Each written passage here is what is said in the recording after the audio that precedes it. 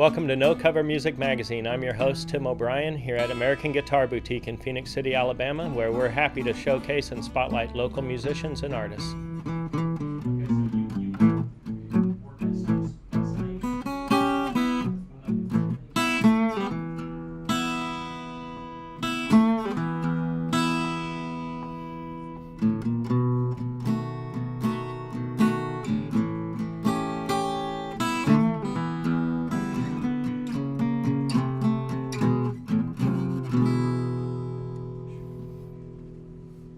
Welcome to this week's episode of No Cover Music Magazine here at American Guitar Boutique. My name is Tim O'Brien, and we have a really unique show in store for you tonight. I hope you enjoy it. I'd like to introduce to you David Wright. David not only has become a friend of mine, but is a great camera guy, producer, editor, and he's kind of the guy that masterminded and brought this whole show to life and tuition. And as much as I've been enjoying working with David, and I really enjoy the show, I'm sad to announce that we are going to get a new cameraman after tonight. We have been forced, due to David's responsibility to his family of wanting to make a decent living and move to a more beautiful, not more beautiful place, but moving up to Tennessee. That's right. And so I said, you know, I want to introduce you to everybody. He's the guy that's been making this show work, and so I wanted to introduce you to him. David, it's been a pleasure working with you. Thank you very much. I'm bummed that you're moving on, but I'm really happy for you and your family that you've gotten more advancement in your career and life and happiness with your wife and kids. So I want to talk to you a little bit. Okay. Tell me a little bit about you. I mean, well, first of all, it feels a little weird being the first non-musician on the show. I certainly wish I could play something, but I'm lucky if I can play the radio. So it's a little weird being in front of the camera, but it's a show that I've really enjoyed working on. It's an idea that I had for a long time, and I'm glad we were able to finally bring it to the air and make it happen. I think we talked about doing it for a year before we actually did the first episode. And I had the idea before I moved back to Columbus. I've had the idea in my head for a while of doing something local like this, and finally the opportunity presented itself. So I think we had a lot of stars aligned, and we were able to make it happen. I do want to tell you, actually, the audience knows this, but it's amazing to me how the show is getting a little traction. And I mentioned to you earlier, but it's absolutely true. I must get, I don't know, 5 to 10 emails or messages of people that have watched the show and really enjoyed it. And really, that's a huge thank you to you. David is able to take the chaos that we throw at him and turns it into a show, whether it be a live performance or interviews or sitting picking guitars. So you're kind of the guy that made it work. And I consider you as much of an artist behind the camera and in your editing and producing as any of the musicians that we've interviewed and talked to. Thank you.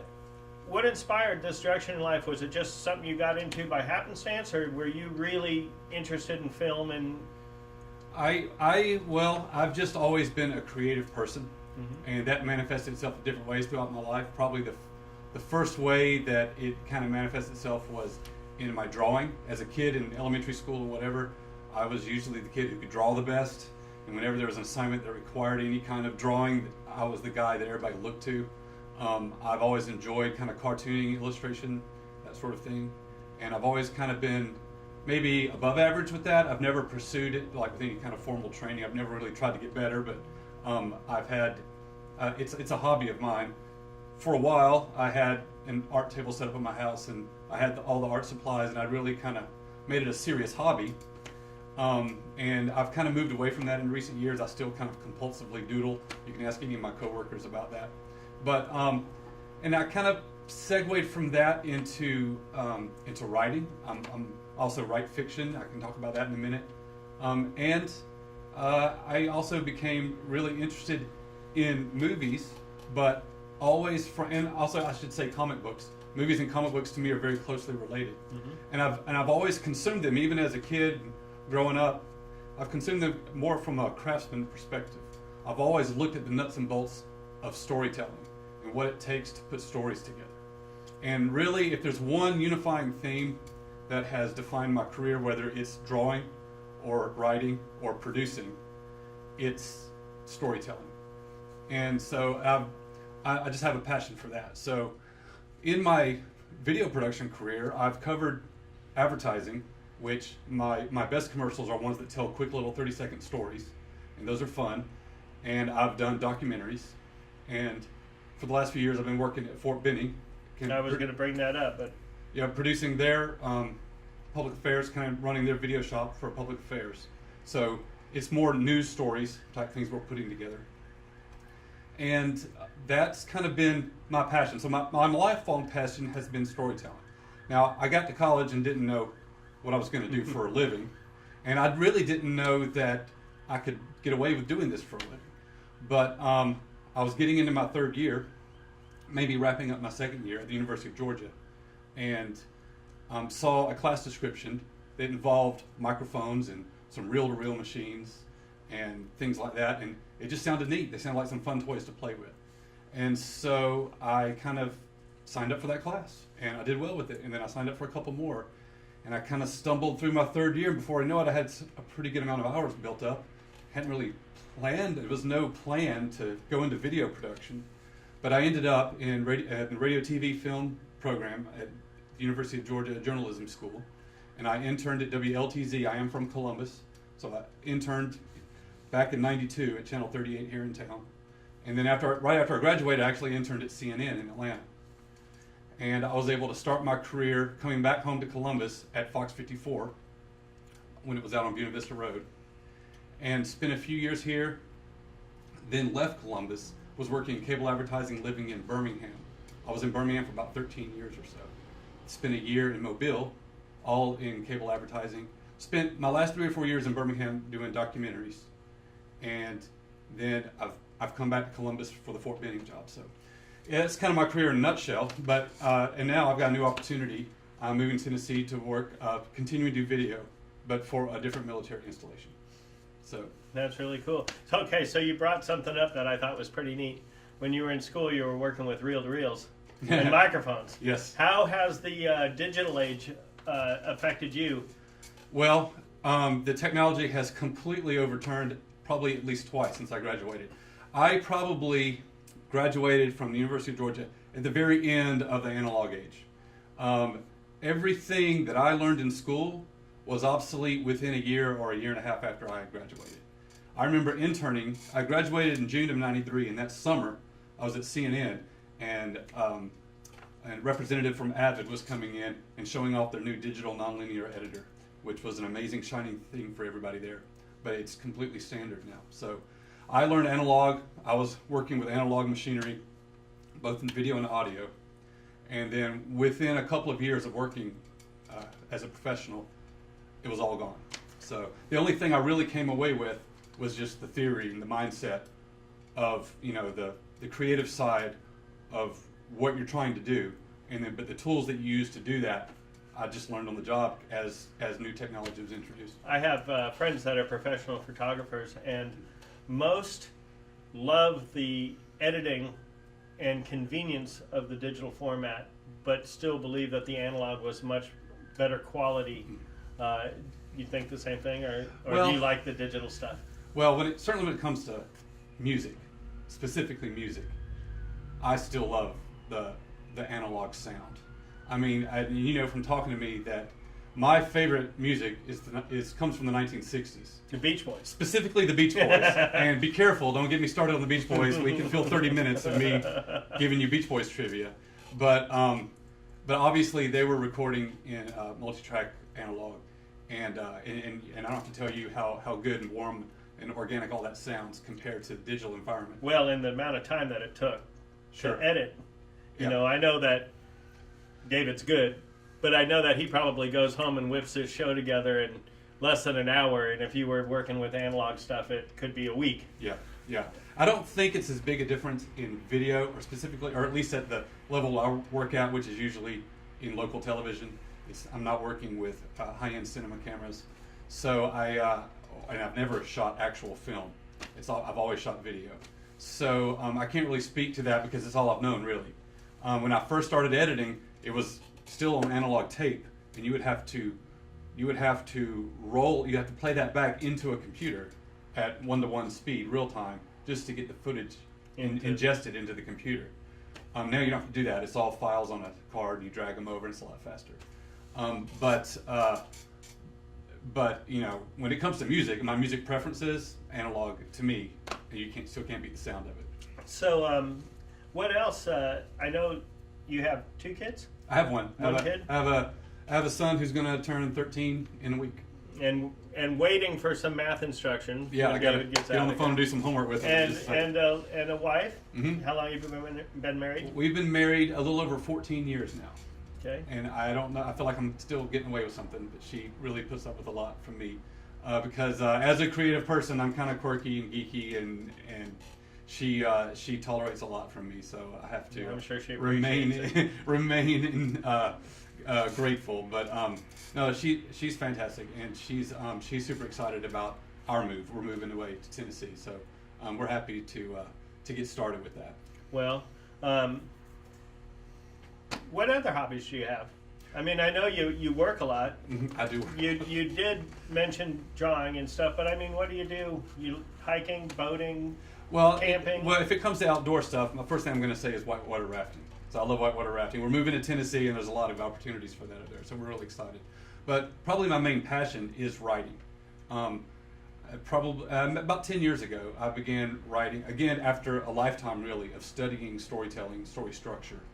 I began writing fiction, and I started with some short stories, and I've had about 5, I believe, short stories published from a variety of publishers.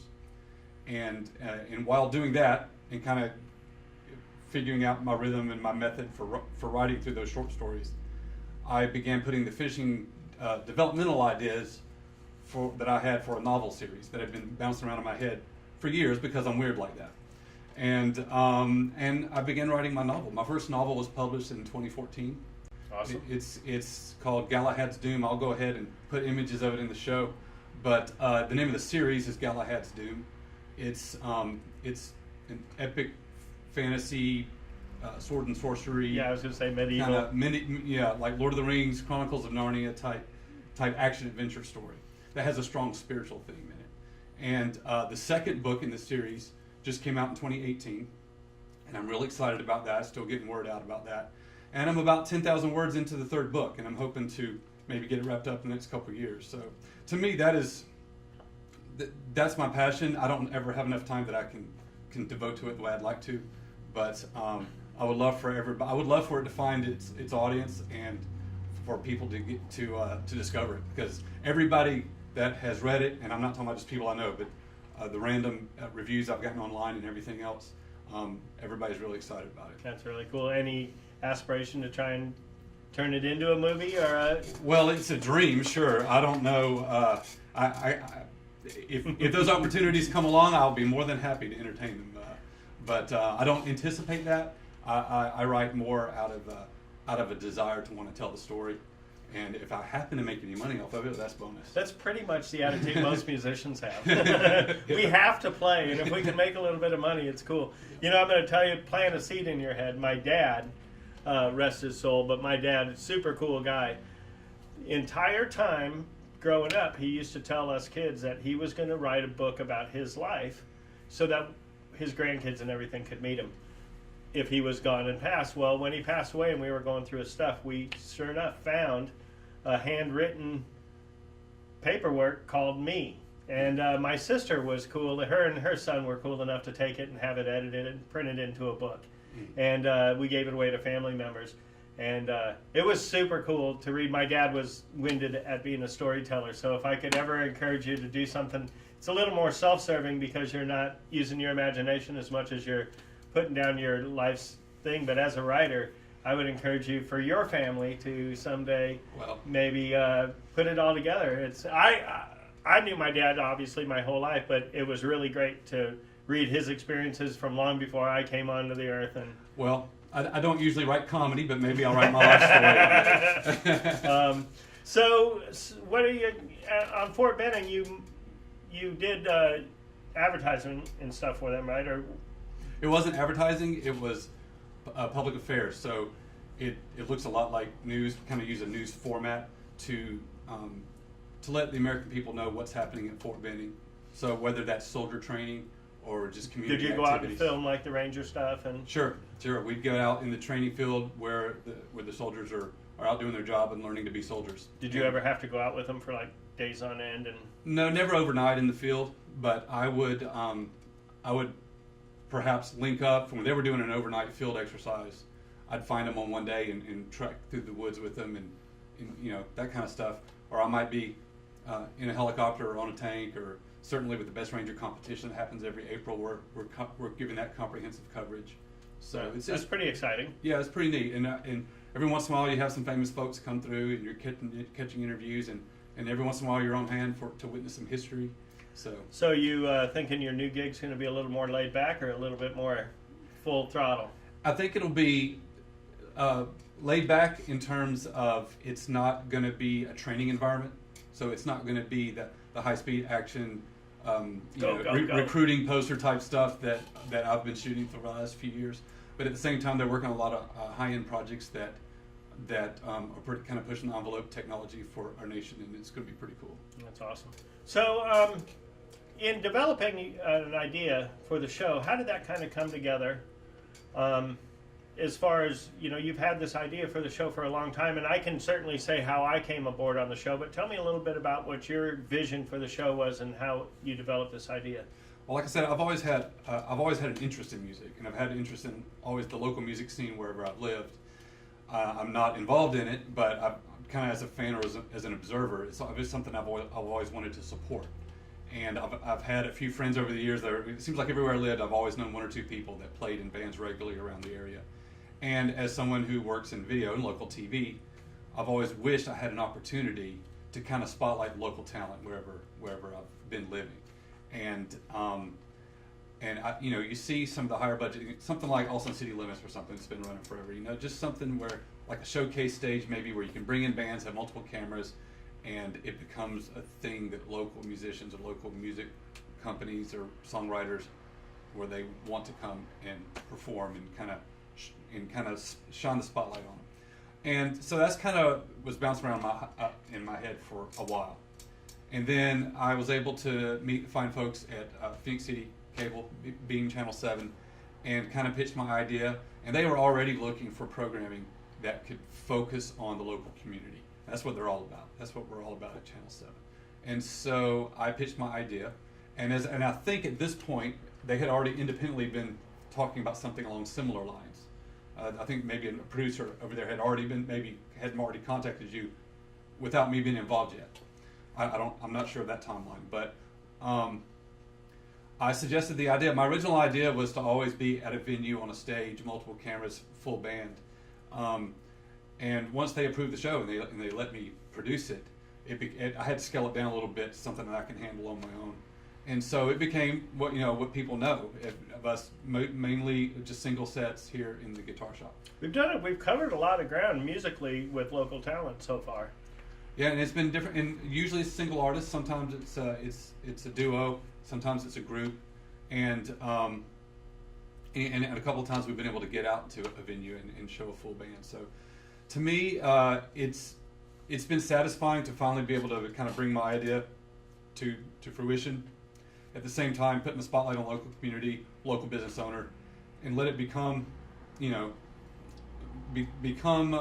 move the needle a little bit in the local music community. So I guess my question for you would be, as someone who's more plugged into the music community, musicians around here, how much of a thing is it? Is it something that gets discussed? How excited are the I find it to not only be fun for myself, and I also like to spotlight the local scene and the local musicians. I mean, we're all in this together, so that helps everybody out.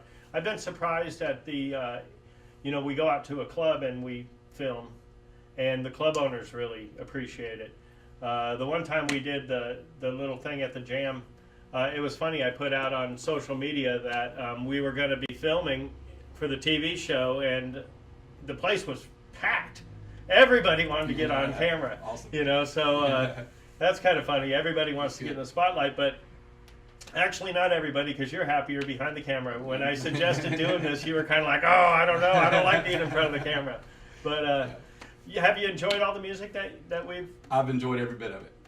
It's been a wonderful variety. It's been, I guess, mostly blues and country, but there's also been Christian music, and there's been a keyboardist. There's been just strictly instrumentalists. I know we've had the group, the breakdowns. I really enjoyed them because you had maybe 5 or 6 people all playing and singing. So I've enjoyed the variety. I remember we had Riley on. He was playing the cornet as a part of his song, so that's pretty cool. Yeah, I like the diversity of the music scene around here. Eventually, it'd be kind of neat to figure out how to do a little bit bigger groups and a little bit more live, exciting stuff. But most of the shows we shoot right here at the store, and that's worked. I mean, it's it doesn't have the enthusiasm that a big concert venue has, but it actually, I think, strips down the artist and really shows them, which is awesome. And shows off the songwriting talent. Yeah. And the creativity on that side of it is pretty cool. Absolutely. We've had people doing covers and a lot of original music. Mm-hmm. Mm-hmm. What sparks your interest in music? I mean, when you wake up on a Saturday morning, other than the Beach Boys, when you wake up on a Saturday morning and you're going to open the windows and... you take the Beach Boys away from me, I don't have much answer. I really drive my family crazy with it. But no, I really do like everything about the Beach Boys. I can get into the history of them and everything. Most people, when they hear that, they think of Surfing USA, Barbara Ann, Little Deuce Coupe, all their big radio hits. The reality is after 1966, when they were very quickly not cool and not popular and nobody was paying attention to them, they continued to make several albums all the way through 1973. They were putting out roughly an album a year, and it's some of their best stuff. And more the group was contributing, and when the world wasn't listening to them or wasn't watching them, they were actually doing their best artistic stuff. Kind of like the Beatles, where their latter era became more sophisticated music. And that's the stuff I'm real familiar with. It gets me really excited that they're kind of stuck with that label, their early image, and it kind of people are easily laughing them off. But I think if they were to really dig into their deep catalog and appreciate it for the music that's there, they see what it's about. Interesting for me to hear you say that, because once again, the production of that stuff, Pet Sounds. I mean, the production of Pet Sounds is just as remarkable as the music itself. Absolutely. And I think that's kind of the angle you come from. Absolutely. I mean, the producing side of it, you can take milk and flour, but the way you mix them together is what makes it shake. So. Sure, that's right. So I continue to be a fan. I follow them closely. I've seen them in concert a bunch of times. I've taken my son. I drug him to one show last year. I don't think I'll be able to get him to a second one. I don't think you're allowed to drug your kid just to get him to a concert. I'm kidding.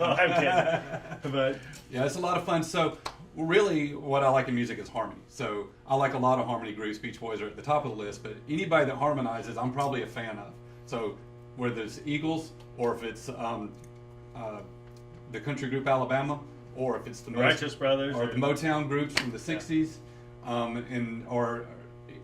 love gospel quartet music. Big fan of the Oak Ridge Boys. So any harmonizing going on, as soon as you start harmonizing out, you've got my attention. So so probably my favorite episodes that we've done here have been ones where we've had more than one singer and there's been some harmony going on. Right. So whether that's duos or groups, so it's been that's what gets me excited. We don't get a whole lot of that in the blues stuff that I play, but right. But then again, but I appreciated it. My dad was a barbershop quartet singer. Oh, is that right? And he used to drag me along to his rehearsals. So I grew up from 4 or 5 years old hearing all those harmonies. Well, my dad sang bass in quartet in high school and college, so I get all that. But and even though I that's my number one interest in music is harmony. If I'm in front of a musician and I'm seeing a live performance, I love the live blues. Going out to the open jam at the Outskirts, or a few times I've been out there to shoot the show, I could stay out there all night because it's just great to hear those musicians on stage performing. And what I really like about live performances and watching bands play is knowing that the element of improv that's going on. It's not always tightly rehearsed, but if you've got a group that knows what they're doing and what they're doing together, and to know that it's kind of being spitballed, but it's coming out sounding great, and they know how to bring it all to an end and all. I'm fascinated by all that. When I'm at a show, I'm looking for the little signals of communication between the band members and seeing how they're pulling it off, because to me that's what's interesting. Well, a lot of times you're meeting for the first time 2 minutes before you're playing the first note. So that's pretty cool. That's cool. Yeah. Well, I can't tell you that you've been a blessing in my life. I really enjoy doing the show, and I really thank you for the opportunity to mastermind it, put it all together. I will tell you that the show format shouldn't change much. We are going to get a new cameraman from the Beam TV here in Phoenix City, CTV Beam. They're gracious enough to air this show on the local public access channel. David is going to continue to be editing and producing the show. We'll just have a different guy standing behind the camera. And of course, I'm sure it'll change a little bit, but as it goes, yeah, I'm sure it'll work its way right back in. I've been real happy with the show, and it's really 100% of this guy. So when we had the opportunity to do this show, I thought everybody should meet you. And I wish you nothing but the best in your journeys forward in life. And I hope to see you every now and again if you come back down this way. Sure, So, absolutely. Guys, give it up, Mr. David Wright, cameraman extraordinaire. Thank you. Thank you so much, man. Thank you. I appreciate it. it. I guess we're going to wrap it up, Okay. but I got to tell you that I really, really appreciate everything you've done for the music community here in the Chattahoochee Valley, for the TV show, for Beam and CTV, and of course for American Guitar Boutique. If I had a picture of you, I'd put it on the wall. Well, I've really enjoyed it, and I'm going to miss living in this area. And I hope that I can continue to help get the show on the air and continue to promote the local scene. Well, blessings, and move forward with big and bigger. I appreciate it. Thank you very much. All right. Check out next week's episode of No Cover Music Magazine. We'll see you here. How's your day been? Are you driving?